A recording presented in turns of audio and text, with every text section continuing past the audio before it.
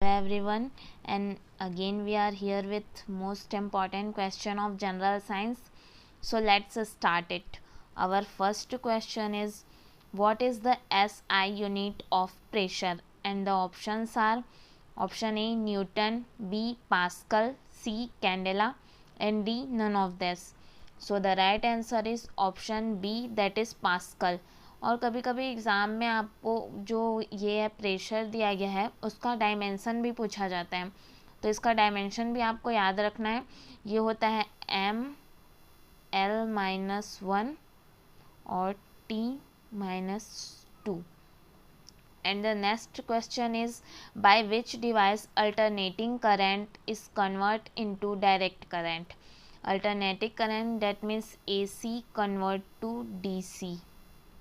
And there are options: option A transformer, B generator, C rectifier, and D none of this. So the right answer is option C, that is rectifier. And अगर हम बात करें alternating current की frequency की, तो इसकी value होती है 50 हर्ट्ज़।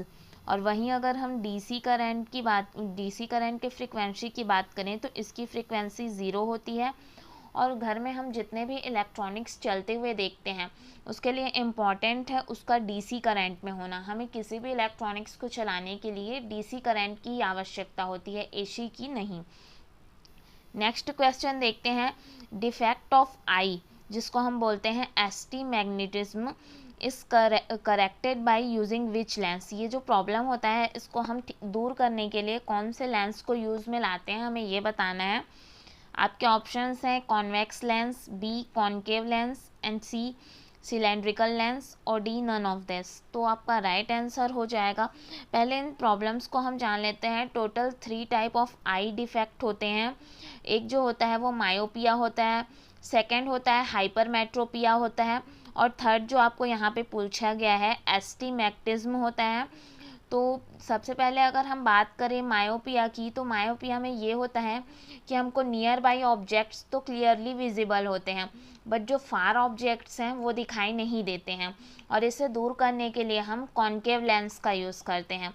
वहीं अगर हम बात करें हाइपरमेट्रोपिया की, तो इसमें जो फार ऑब्जेक्ट्स हैं वो हमें क्लियरली दिखाई देते हैं, बट जो नियर ऑब्जेक्ट्स हैं वो दिखाई नहीं देते हैं, और इसे दूर करने के लिए हम जो लेंस का यूज़ करते हैं वो होता है कॉन्वेक्स लेंस। वहीं अगर हम बात करें एस्टीमैग्नेटिज्म की, तो इसमें जो होता है ये हमें एक मतलब बहुत एजेड लोगों में ये देखने को मिलता है, और इसमें कोई भी चीज़ जो होती है वो बिल्कुल क्लियर दिखाई नहीं होती, बिल्कुल ब्लर सा हमें दिखाई देता है, और ये एजेड लोगों पर ही ये देखा जाता है अक्सर।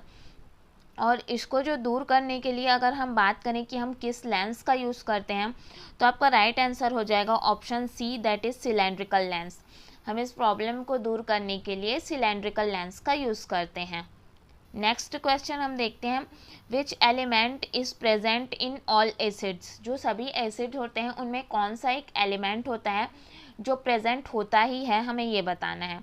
आपके ऑप्शंस हैं A hydrogen, B helium, C lithium, and D none of this. तो आपका राइट आंसर हो जाएगा option A, that is hydrogen. Hydrogen जो होता है वो सब एसिड में प्रेजेंट रहता है। अब इसका रीज़न हम जान लेते हैं, क्योंकि जो भी हमारा एसिड जो होता है वो किसी भी प्रकार का एक आयन ही होता है, और उसमें जो है H+ मतलब जिसे हम प्रोटॉन कहते हैं, वो प्रोटॉन को क्या करता है, लॉस करता है, ठीक है। इस वजह से उसमें ये होता है, तो हम ये कहते हैं कि H+ मतलब प्रोटॉन को वो लॉस कर रहा है, इसका मतलब ये है कि उसमें हाइड्रोजन हर एसिड में प्रेजेंट रहता है। नेक्स्ट क्वेश्चन हम देखते हैं, what is the least distance of district vision for human eye. आपके ऑप्शन हैं 20 centimetre, B 30 centimetre, C 25 centimetre, and D 35। तो आपका राइट आंसर हो जाएगा option C, that is 25 centimetre. हमें किसी भी ऑब्जेक्ट को देखने के लिए जो लिस्ट डिस्टेंस है वो 25 सेंटीमीटर होना चाहिए, तब हमें वो ऑब्जेक्ट जो है या कोई भी चीज़ है वो क्लियरली विजिबल होगा। अगर उससे ज़्यादा है या कम है तो हमें देखने में परेशानी हो सकती है। नेक्स्ट क्वेश्चन देखते हैं, which element is the best conductor of electricity. Electricity का सबसे बेस्ट कंडक्टर हमें बताना है। तो मैं आपको ये बता दूं कि इसमें जो आपको ऑप्शंस दिख रहे हैं, ऑप्शन ए सिल्वर जो है वो सबसे बेस्ट कंडक्टर होता है। अगर हम बात करें कॉपर की, तो कॉपर भी बहुत अच्छा कंडक्टर होता है, बट वो सेकंड नंबर पे आता है। और थर्ड नंबर पर आता है आपका आयरन। ये तीनों जो है वो बहुत अच्छे कंडक्टर होते हैं। बट आपको यहाँ पे एक्यूरेट आंसर बताना है, तो आपका राइट आंसर हो जाएगा ऑप्शन ए सिल्वर। वहीं अगर हम बात करें कि कंडक्टर्स क्या होते हैं, तो कंडक्टर्स वे मटेरियल होते हैं जो इलेक्ट्रिसिटी को कंडक्ट करते हैं, उसको ही हम कंडक्टर कहते हैं। ठीक है, material which conduct electricity are called conductor. और अगर हम बात करें कि ऐसा है तो अपन घर में एक सिल्वर का यूज़ क्यों नहीं करते, ऐसा आपके माइंड में आ रहा होगा। तो इसका रीज़न ये है कि सिल्वर जो होता है जो थोड़ा ज़्यादा कॉस्टली होता है और उसको एफर्ट कर पाना इतना पॉसिबल नहीं है। इस वजह से घर में जो हम इलेक्ट्रिसिटी होती है उनमें जो हम यूज़ करते हैं वो कॉपर होता है, क्योंकि सेकंड में आपका कॉपर सबसे अच्छा कंडक्टर होता है और घरों में इसी का यूज़ किया जाता है। वैसे ये तीनों ही अच्छे कंडक्टर्स में आते हैं। नेक्स्ट क्वेश्चन देखते हैं, on which parameter kinetic energy of a body depends. There are some options. Option A both mass and velocity, option B speed, and option C force and velocity, and option D none of this। तो आपका right answer हो जाएगा option A, that is both mass and velocity. ये जान लेते हैं हम कि ये कैसे होगा। तो kinetic energy that is half mv²। That means जो काइनेटिक एनर्जी है वो डिपेंड्स करता है mv², मतलब m जो है वो मास को डिनोट कर रहा है यहाँ पे, और v जो है वो वेलोसिटी बता रहे हैं। तो इसका मतलब ये है कि काइनेटिक एनर्जी है वो प्रोपोर्शनल है mv² के, मतलब मास और वेलोसिटी के प्रोपोर्शनल है। तो वो उस पर आपका राइट आंसर हो जाएगा ऑप्शन ए कि बोथ मास और वेलोसिटी दोनों पर ही डिपेंड करता है। नेक्स्ट क्वेश्चन हम देखते हैं, by which principle of science oil drop is spreads over water. हमने ये देखा है कि कभी भी हम अगर वाटर के ऊपर अगर ऑयल की कुछ ड्रॉप्स डाल दें तो वो स्प्रेड करने लगता है उसके ऊपर।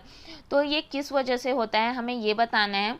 तो आपका राइट आंसर हो जाएगा option C, that is surface tension. अगर हम बात करें कि सरफेस टेंशन क्या होता है, तो surface tension is a tendency of liquid surface to spin into the minimum surface area possible. ये जो होता है वो उसको, जो भी हमारे पास लिक्विड होता है उसको बहुत कम एरिया में, कम पॉसिबल एरिया में स्प्रेड करना चाहता है। ठीक है, उसको ही हम सरफेस टेंशन बोलते हैं। नेक्स्ट क्वेश्चन हम देखते हैं, what is called as upward force acting on floating body. कोई भी फ्लोटिंग बॉडी है, जैसे आप समझ लीजिए सपोज पानी में कोई लकड़ी तैर रही है, या किसी भी चीज़ को आप सपोज कर लेते हैं जो फ्लोट हो रहा है किसी भी पर। ठीक है, तो हमें इसे बताना है कि उसमें अपवर्ड फोर्स जो होता है उसको हम क्या कहते हैं। तो आपका राइट आंसर हो जाएगा option B, that is buoyancy. Buoyancy जो है वो हमें आर्किमिडीज के प्रिंसिपल से प्राप्त होता है। ठीक है, नेक्स्ट क्वेश्चन हम देखते हैं, density of water is maximum eight which temperature. Water की जो डेंसिटी होती है वो किस पर मैक्सिमम होती है, हमें ये बताना है। There are options, A 100 degree Celsius, B 4 degree Celsius, C 37 degree Celsius, and D none of this. So the right answer is option B, that is 4 degree Celsius. Next question देखते हैं, Boyle's law state that pressure is inversely proportional to। हमें ये बताना है कि Boyle's law के अनुसार pressure जो होता है वो किसके इन्वर्सली प्रोपोर्शनल होता है। तो अगर हम बात करें बॉयल्स लॉ की, तो वो ये कहता है, Boyle's law describe that how the pressure of a gas tends to increase as the volume of the container decrease। मतलब जो प्रेशर होगा वो इन्वर्सली प्रोपोर्शनल होगा वॉल्यूम के।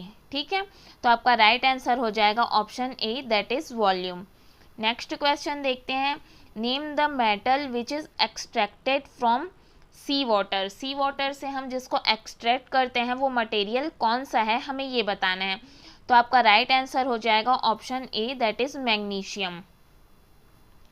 Next question, what is the chemical name of washing soda. Washing soda का chemical name क्या होता है हमें ये बताना है। There are some option, sodium carbonate, B sodium hydroxide, C carbon dioxide, and the right answer is option A, that is sodium carbonate. और इसका फॉर्मूला जो होता है वो होता है Na2CO3। ये फॉर्मूला भी आपको याद करते हुए चलना है। नेक्स्ट क्वेश्चन हम देखते हैं, element which show the property of both metal and non metal. ऐसे एलिमेंट्स जो दोनों टाइप के प्रॉपर्टी शो करते हैं उसको हम क्या कहते हैं। तो सबसे पहले हम ये जान लेते हैं कि मेटल्स क्या होते हैं। तो मेटल्स वो होते हैं, मेटल जो होते हैं हमारे वो इलेक्ट्रोपॉजिटिव होते हैं। इसका मतलब ये होता है कि जो ये इलेक्ट्रॉन को ये लॉस करते हैं, ठीक है।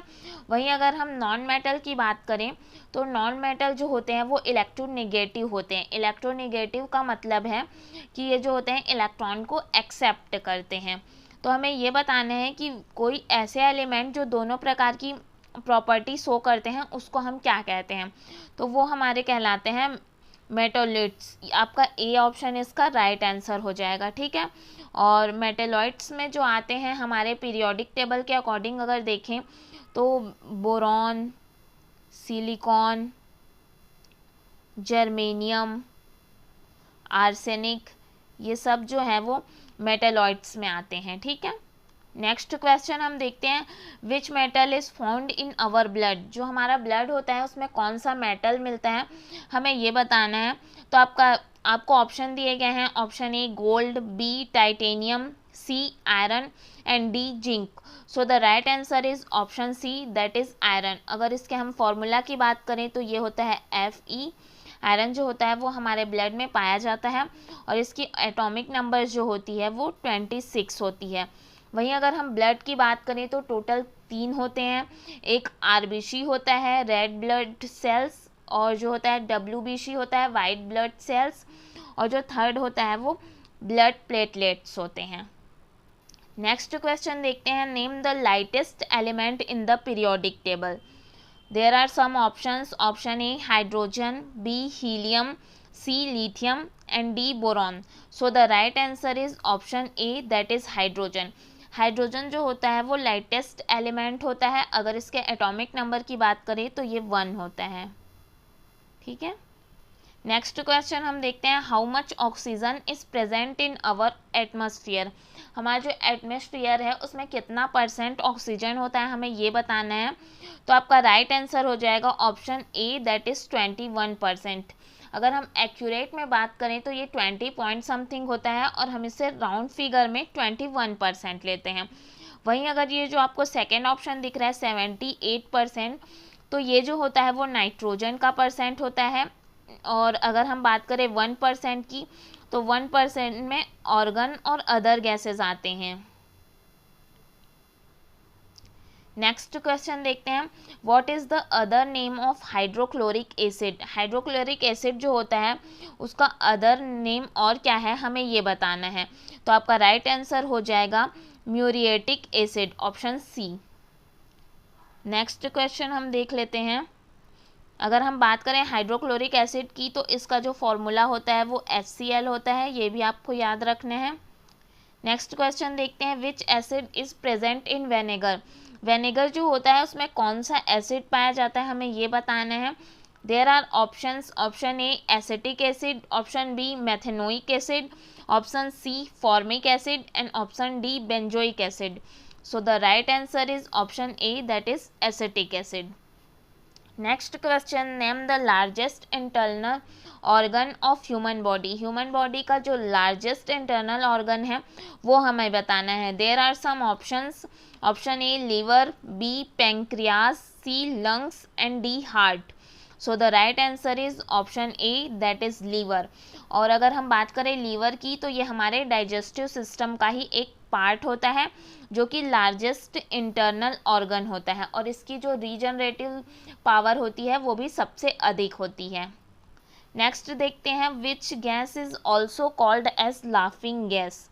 There are options, carbon dioxide, B nitrous oxide, C oxygen and D nitrogen. So the right answer is option B, that is nitrous oxide. और इसके फॉर्मूला की बात करें तो ये होता है N2O। नेक्स्ट क्वेश्चन हम देखते हैं, what is the normal blood pressure of human body?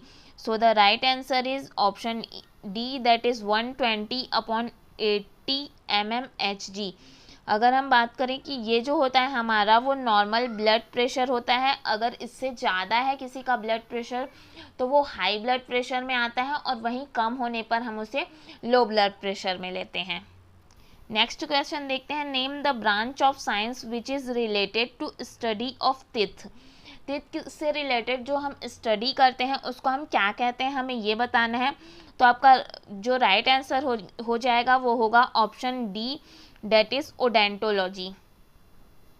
Next question is, colour of eye depends on the pigment present इन।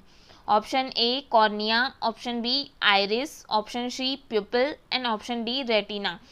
तो आपका राइट आंसर हो जाएगा option B, that is iris. Iris में जो होता है, जो हम देखते हैं कि कुछ लोगों के आइज़ जो होते हैं वो जो नॉर्मल जो हम देखते हैं कुछ ब्लैक होते हैं, कुछ वाइट, और कुछ लोगों के ब्लू होते हैं, ये ब्राउन, ब्लू ब्राउन, ये सॉरी वाइट बोल डाली थी, ब्लू ब्राउन और ब्लैक जो होते हैं आइस के कलर, वो किस पर डिपेंड करता है, किस पिगमेंट के कारण वो कलर होता है, हमें ये बताना है। तो आपका राइट आंसर हो जाएगा ऑप्शन बी, आइरिस। आइरिस ही के ऊपर ही डिपेंड करता है कि किसी के भी आइस का जो कलर है वो कैसा होगा। और वहीं अगर आपसे ये क्वेश्चन भी पूछा जाता है कि जो हमारा जो इमेज बनता है वो आइस में कहाँ पर बनता है, तो आपका राइट आंसर हो जाएगा उसमें ऑप्शन डी, जो आपको दिया गया है यहाँ पर रेटिना, वो इसका राइट आंसर हो जाएगा। और अगर आपसे पूछा जाए कि ये किस टाइप का इमेज होता है, तो आपको ये भी याद रखना है कि इसमें जो इमेज बनता है वो रियल और इन्वर्टेड होता है। नेक्स्ट क्वेश्चन देखते हैं, which gland in human body is both exocrine and endocrine gland. ठीक है, आपके ऑप्शंस है A pancreas, B liver, C gall bladder and D heart. So the right answer is option A, that is pancreas. Pancreas जो होता है वो human body में both exocrine और एंडोक्रीन दोनों टाइप का होता है। ठीक है, ये कुछ क्वेश्चंस थे जो हमने डिस्कस किए। अगर आपको ये वीडियो अच्छा लगा तो आप इसे लाइक और शेयर कीजिए। Thank you so much.